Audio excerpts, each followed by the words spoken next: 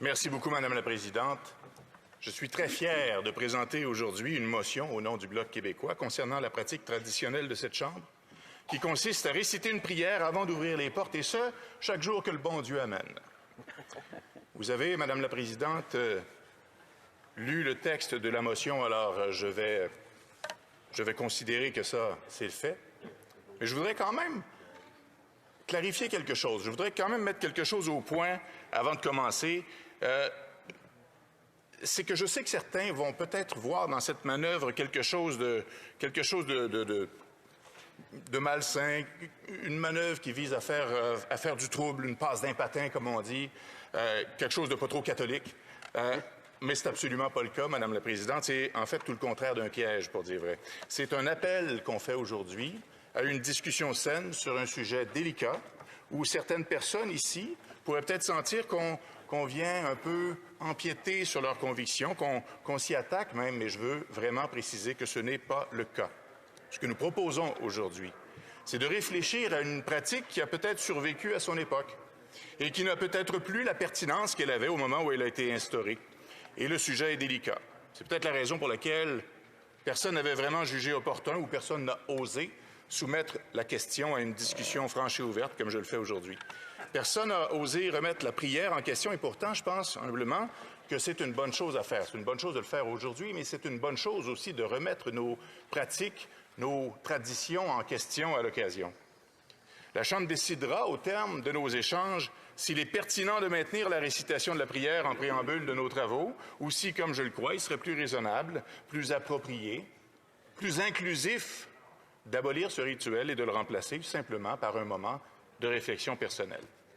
Alors, je tiens à assurer aux membres de la Chambre que notre but n'est pas de manquer de respect envers les convictions religieuses de qui que ce soit. Et je vous assure, Madame la Présidente, que nos propos reflèteront cette affirmation tout au long de nos débats en ce jour. Respect donc pour les religions, mais j'appelle aussi au respect de ceux qui n'adhèrent à aucune religion. C'est un peu l'objet de mon propos. Je prône une inclusion qui tient aussi compte de ceux et celles qui sont non-croyants. Je disais tantôt que le contexte d'aujourd'hui est différent de celui dans lequel se sont établies nombre de traditions de cette nature au Parlement.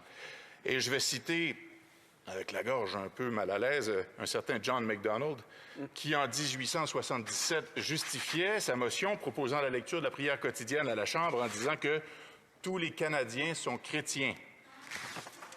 Admettons que cette affirmation soit vraie, ce dont je doute, même dans le contexte de l'époque. Ça démontre quand même quelque chose de très différent comme contexte que celui dans lequel on se trouve aujourd'hui, où aucun membre de cette Chambre n'oserait prétendre que tous les Canadiens sont chrétiens. Même qu'au contraire, depuis le père Trudeau et son multiculturalisme, il s'en trouve qui se vantent du fait que toutes les religions sont égales et doivent être les bienvenues dans la sphère publique. N'est-ce pas là un argument de plus pour ouvrir le débat sur la question? Madame la Présidente, les années passent et les coutumes changent. Il est du devoir de nos institutions de s'adapter à la réalité des gens, des citoyens, des populations qu'elles desservent et d'accepter pour ce faire de se remettre en question régulièrement. À titre d'exemple de la pertinence de cette motion déposée aujourd'hui, je vous citerai quelques données d'un sondage publié par la maison Léger en 2019, en octobre 2019, qui montrait que seulement 51% des Québécois se disent croyants. 51% des Québécois disent croire en Dieu. Dans le reste du Canada, ce sont des chiffres qui sont aussi assez éloquents, même si cela varie selon les régions, mais il n'en demeure pas moins qu'on peut dénombrer au Québec et au Canada une importante proportion de citoyens qui affirment ni ne croire en Dieu, ni adhérer à une religion quelle qu'elle soit. Alors, à une époque où on tente d'être le plus inclusif possible, est-ce que quelqu'un ici peut prétendre en toute honnêteté que la prière, avant les travaux de la Chambre, respecte les croyances et les non-croyances de tous et chacun?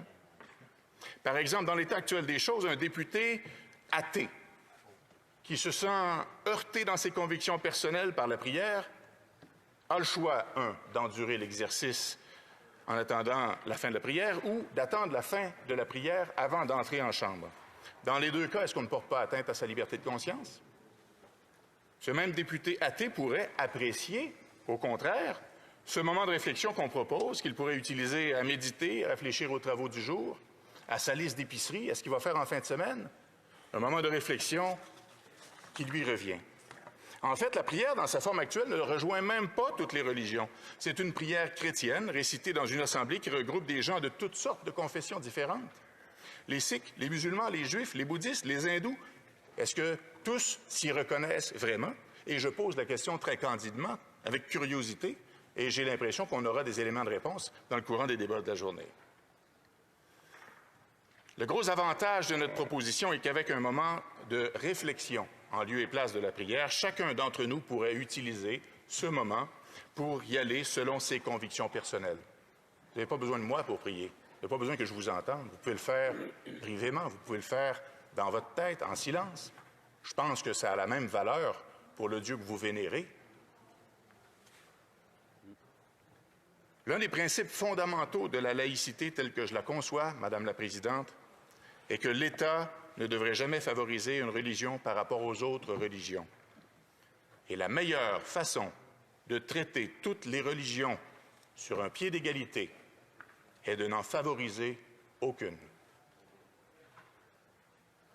Le principe de la séparation de la religion et de l'État n'est pas nouveau.